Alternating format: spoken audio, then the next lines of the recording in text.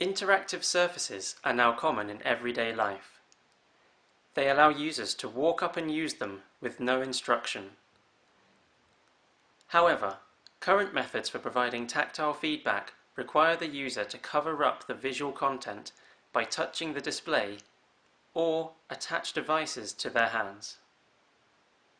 We present UltraHaptics, a system that provides mid-air haptic feedback and requires no contact with either tools, attachments, or the surface itself. UltraHaptics uses a phased array of ultrasound transducers to create tactile focal points in mid-air. The array is driven by a stack of 5 driver boards, which receive emission patterns from a PC. The user's hands are tracked by a leap motion controller, and the haptic feedback is projected through an acoustically transparent display directly onto the user's bare hands. There are 4 steps to our unique focusing method.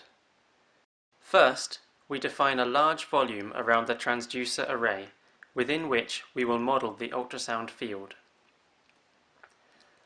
Then, we position positive control points where we want to form focal points. These tell the system to generate the highest intensity ultrasound possible at these locations. They are then surrounded with null control points. These have the opposite effect, telling the system to generate the lowest intensity ultrasound at these locations. Finally, the phase delay and amplitude are calculated for each transducer in the array to create an acoustic field that matches the control points. This simulation illustrates the acoustic field as we move up from the transducer array. Color represents phase, and brightness represents intensity. At a height of 20 centimeters, a focal point is formed. Above, the ultrasound defocuses once more. Similarly, this simulation shows 5 discrete focal points being formed at the same time. By varying the tactile properties of focal points, such as the frequency, they can be made to feel different from each other. In this scenario, a tactile information layer is created above the display.